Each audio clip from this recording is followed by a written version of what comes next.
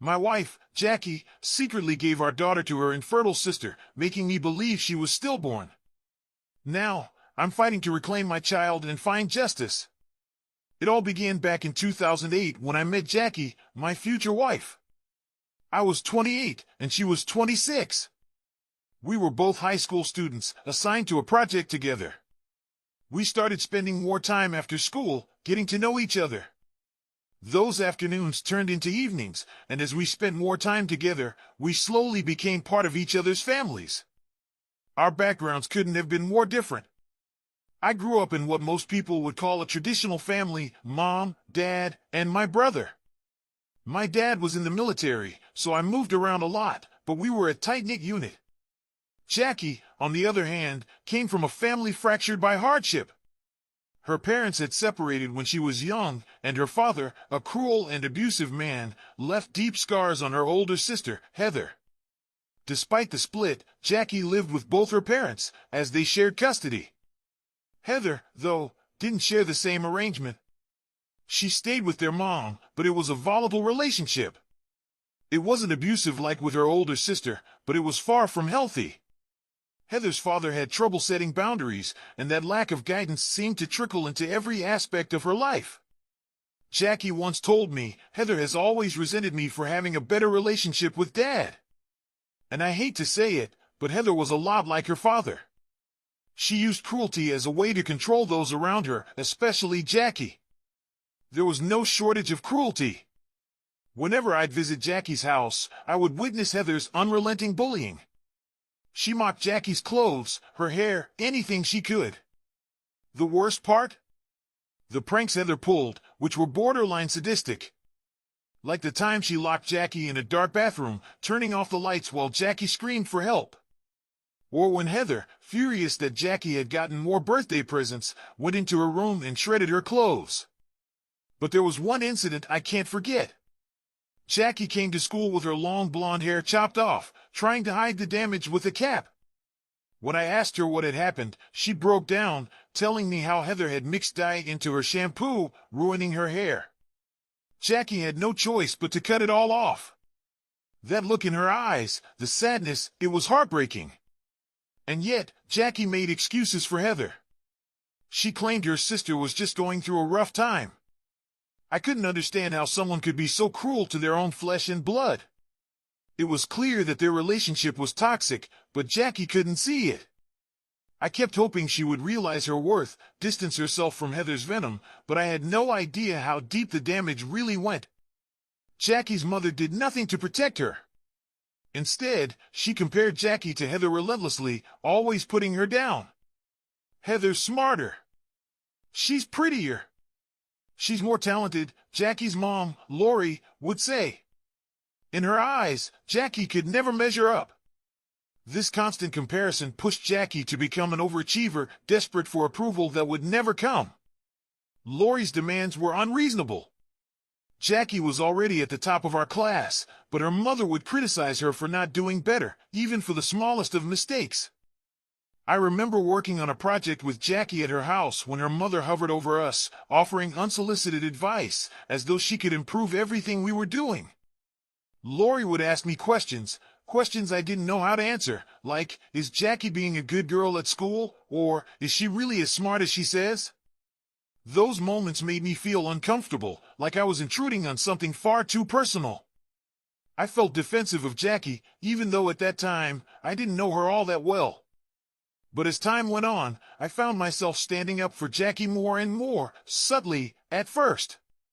When I visited, I would tell Lori about Jackie's accomplishments, the little victories in class. Jackie, shy as always, would smile softly, but her mother wouldn't compliment her. Instead, she would dismiss her efforts, saying she has a lot of room for improvement. It was always about striving for more, never celebrating what Jackie had already achieved.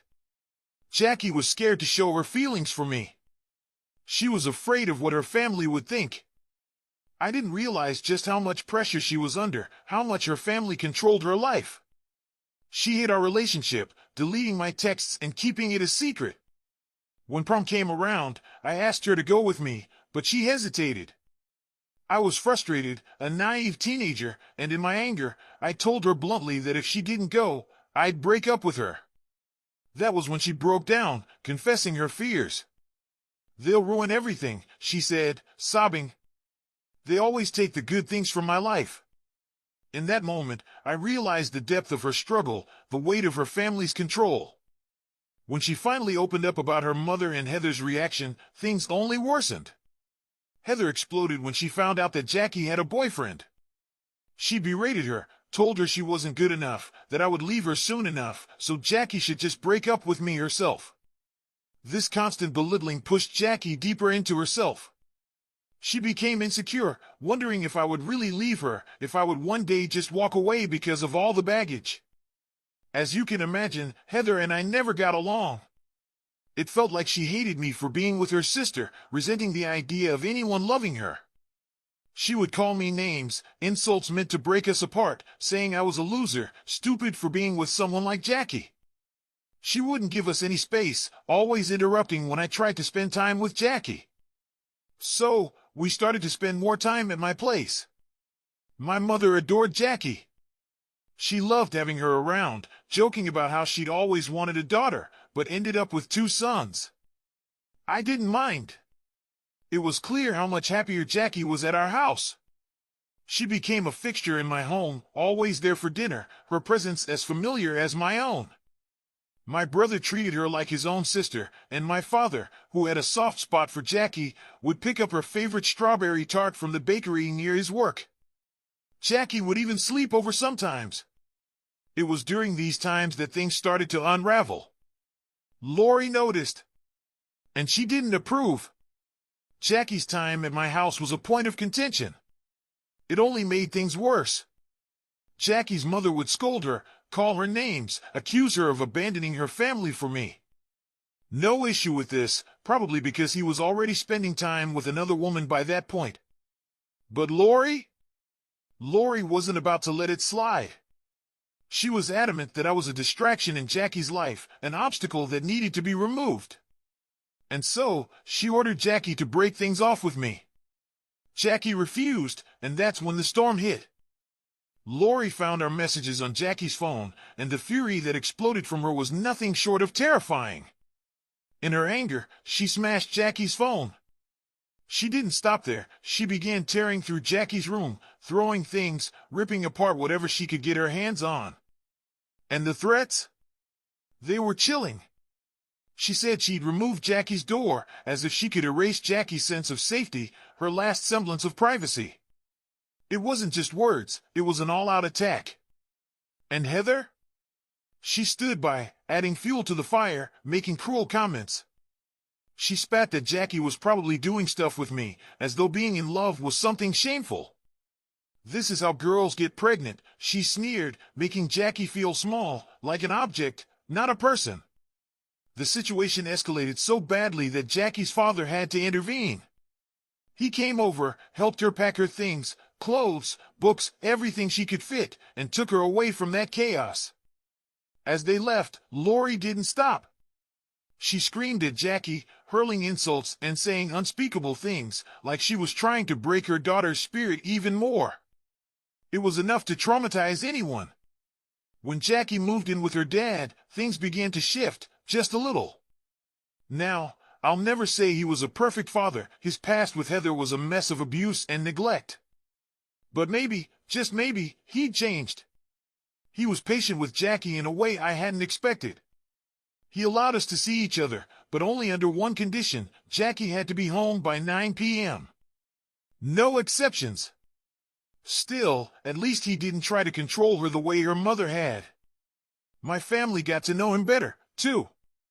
My mom started sending pies with Jackie when she visited her dad, and it was through these small gestures that her father started to see how much we cared for each other. When it came time for college, the pressure didn't let up. Lori was relentless. She begged Jackie to choose a college near home so they could be close, so she could keep her in her grip. I urged Jackie to stand firm, to not let her mother manipulate her life. We needed to be independent, to get away from that toxicity. Thankfully, Jackie agreed.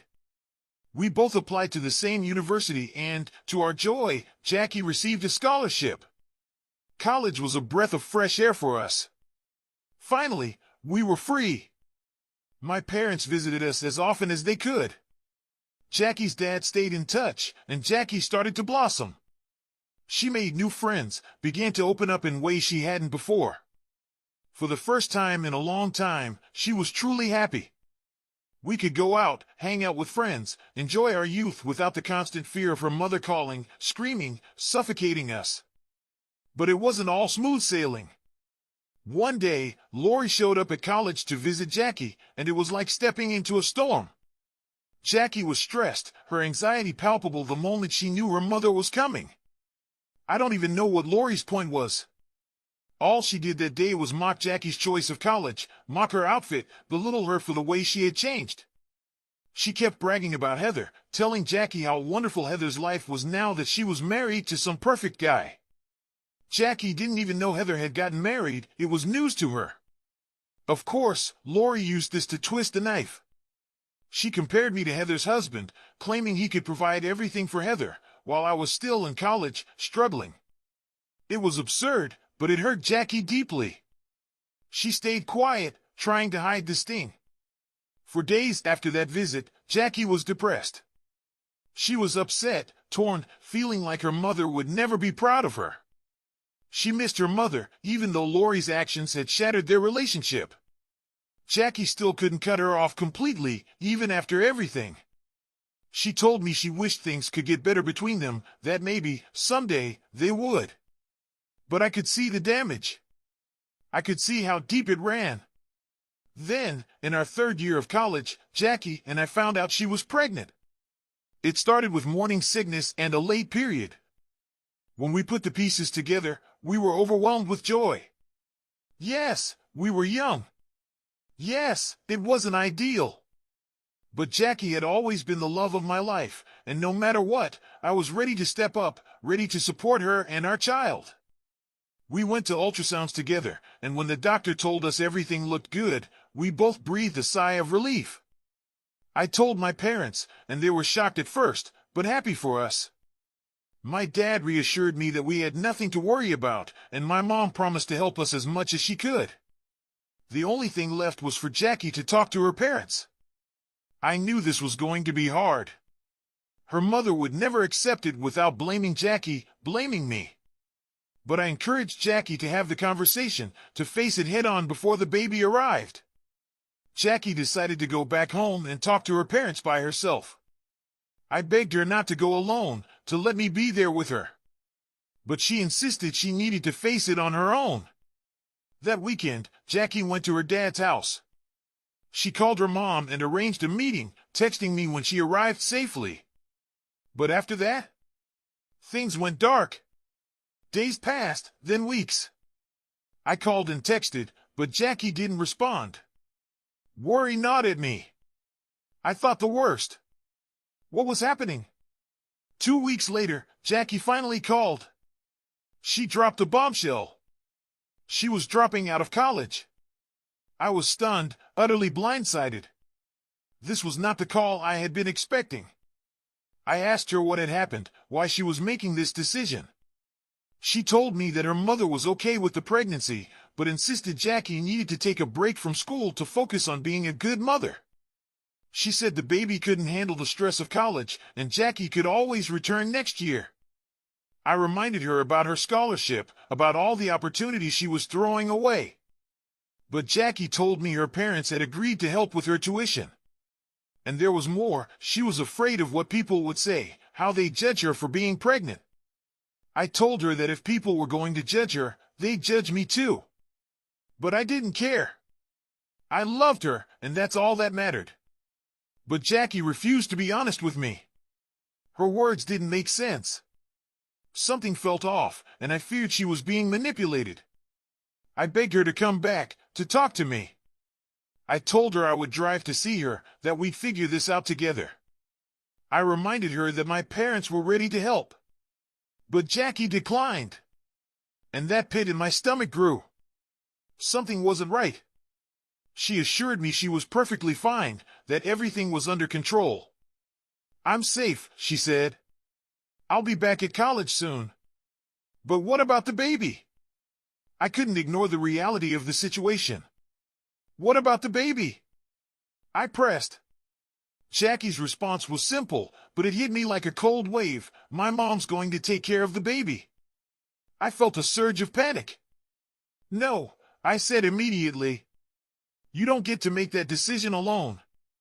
I'm the father. Jackie, however, was calm, almost too calm.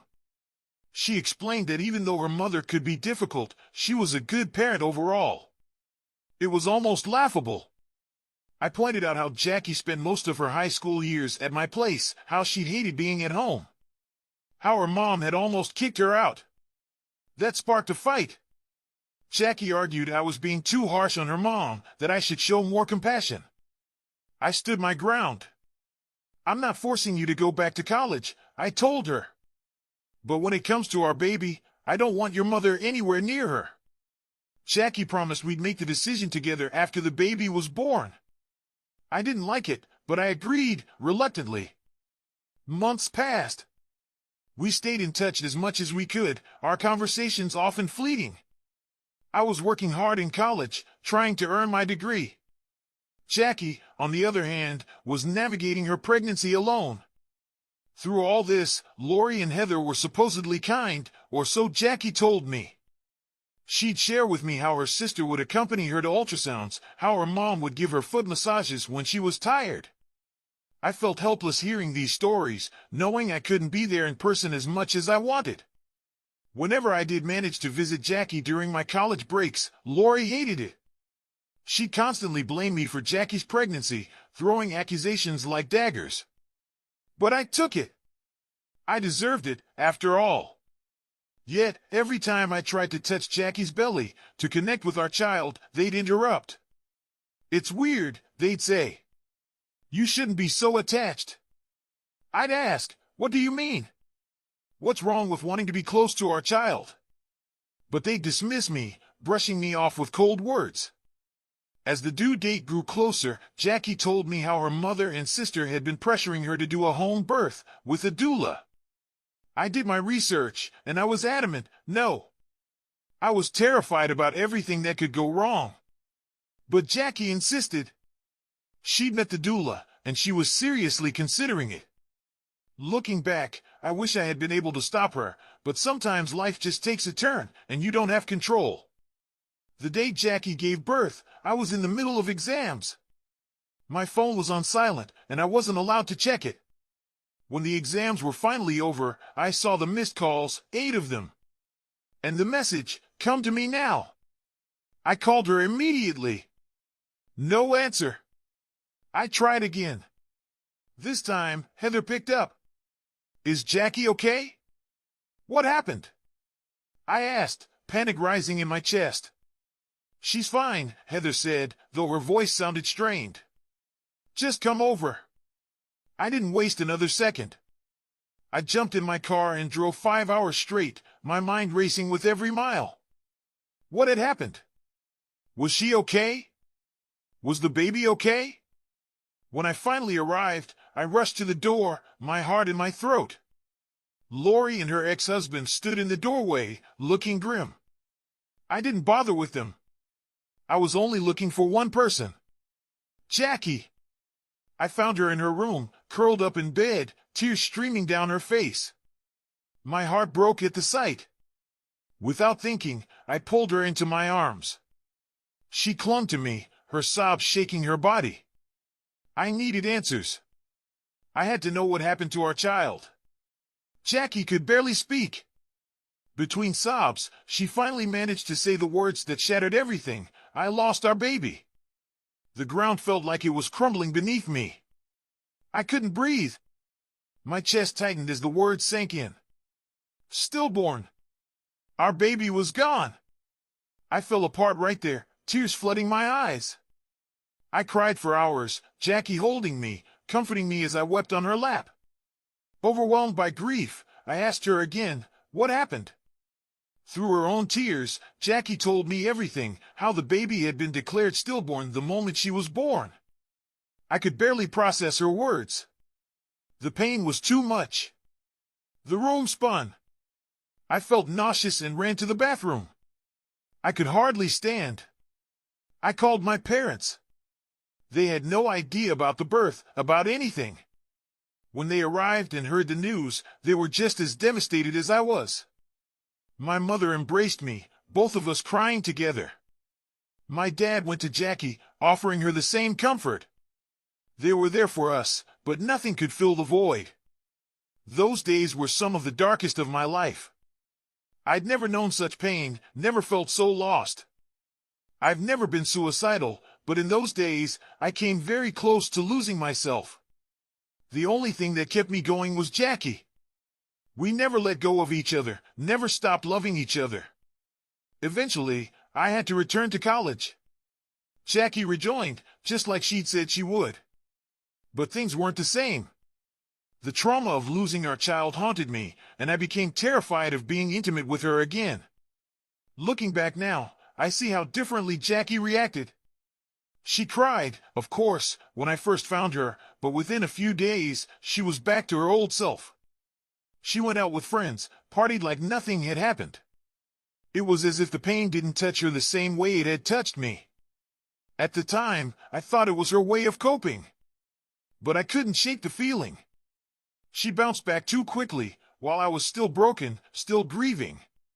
My parents kept checking in on me, worried about my mental health. 3 months after we lost the baby, Heather dropped a bombshell. She'd had a baby. I was stunned. I had no idea she was even pregnant. I turned to Jackie for answers.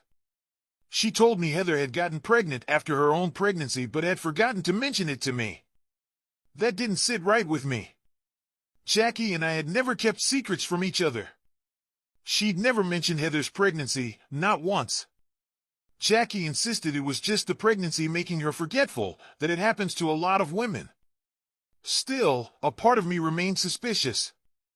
But I let it go. Now, it's been 3 years since Jackie and I graduated from college and got married. I graduated first, which allowed me to secure a job and save up for our future. When Jackie graduated, we were able to move into our own place.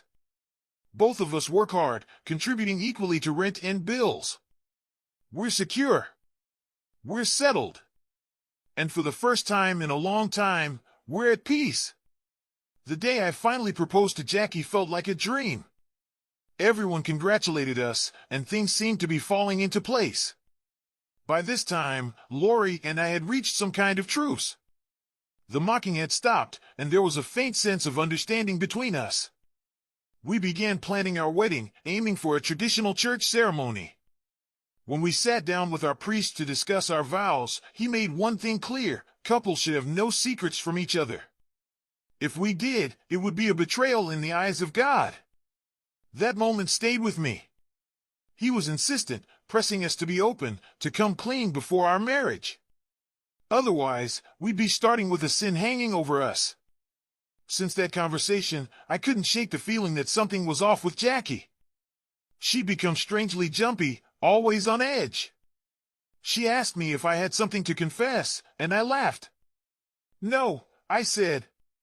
"I've never hidden anything from you." But when I turned the question on her, she reacted as though I'd accused her of something awful. "How could you even suspect me?" she snapped. "You should trust me more if we're getting married." Her reaction caught me off guard. What had seemed like a light-hearted exchange had suddenly turned tense. But I decided not to push it further. Still, Jackie's behavior didn't change. She grew quieter as our wedding day approached, distracted by something I couldn't understand. I had seen some brides become obsessed with the details: dress shopping, guest lists, flowers, but Jackie seemed indifferent. My mom, eager to help, wanted to go dress shopping with her. "Just pick something," Jackie told her. "I don't care." She wasn't interested in any of it: the centerpieces, the guest list, not even the cake. It felt like she was slipping away. Thankfully, my parents stepped in and helped with the planning, but I couldn't shake the feeling that something was missing. I even asked her, "Do you have cold feet?" But Jackie became emotional, almost defensive. "No," she said. I've never been more certain that I'm going to be your wife. On our wedding day, while my friends and I enjoyed ourselves, Jackie seemed distant. During the reception, I could see her forcing a smile, talking to guests, but I could sense that she was just going through the motions. It wasn't until later that evening, during a quiet moment, that I met Heather's daughter. She had the same blue eyes as both Jackie and Heather. I hugged her, feeling a strange ache in my chest. I thought about how Jackie and I had lost our own child, and I couldn't help but feel a pang of sadness. Heather congratulated me, but she quickly whisked her daughter away, urging her to eat and mingle with the other guests. It was then that I overheard Jackie in the middle of a heated conversation with her mother. They were arguing in hushed tones, but when they saw me approaching, they fell silent. That moment, right there, set off alarm bells in my head. During the honeymoon, Jackie continued to seem distant, sad even. I knew something was wrong. I couldn't ignore it anymore. I sat her down and told her, "You need to tell me what's going on. I can see it. I know something's bothering you." At first, she tried to dodge the question, but I wouldn't let her get away with it this time. I told her how her behavior had been making me feel suspicious. Jackie laughed, but it wasn't a laugh, it was dry, hollow. "You wouldn't even be able to imagine what I've done," she said. The words hit me like a slap. A sinking feeling crawled into my gut, an icy dread spreading through my body. I insisted she tell me the truth. I promised her that we could face anything together. Finally, she broke down. She started crying, her voice trembling as she confessed. She had been lying to me all this time, and it had been eating her up inside. She didn't want our marriage to start with this secret, but she needed to get it off her chest. She paused for a moment, looking at me through tear-streaked eyes. And then, the truth came pouring out in broken sentences. She had never lost our baby. My heart froze in place. What? My mind struggled to process her words.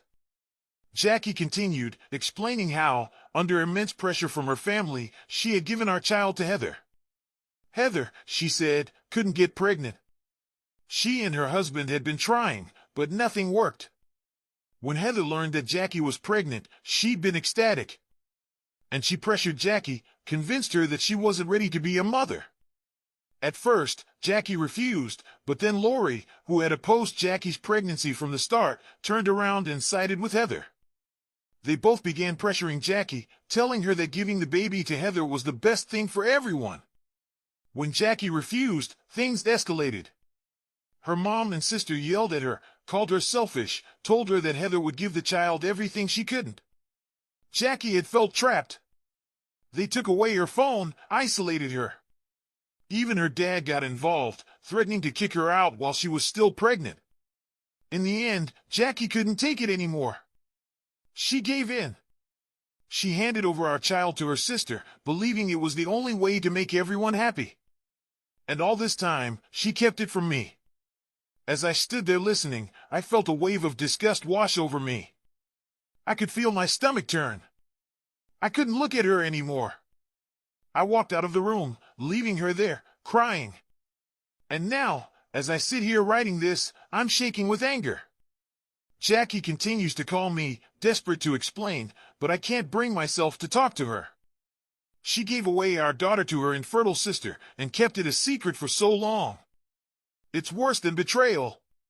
It's a lie that's been living in our house all these years. I met my daughter at the wedding, Heather's daughter. And Heather acted like she was her mother. I'm not going to let this go. I'm going to make sure Jackie, Heather, and the entire family face the consequences of what they've done. But a part of me is still conflicted. I just took my vows.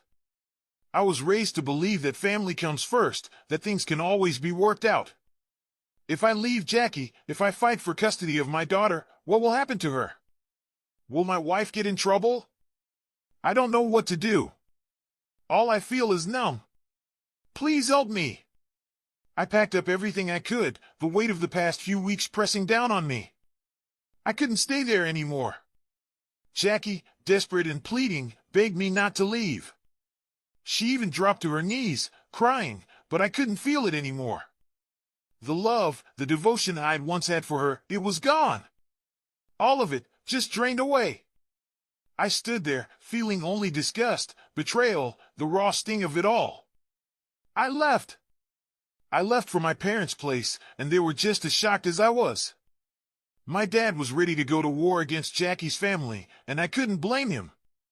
The disbelief, the anger, it was too much. I knew I had to do something. I contacted a lawyer, desperate to make sense of this mess. I needed to get my head straight, figure out what my options were. It's been 2 months since my last update. I know, it's been a while, but every day was filled with court hearings, legal battles. I couldn't bring myself to post until everything was settled. The questions I've been getting, people are still shocked. Are you serious? They ask. This can't be true. But it is.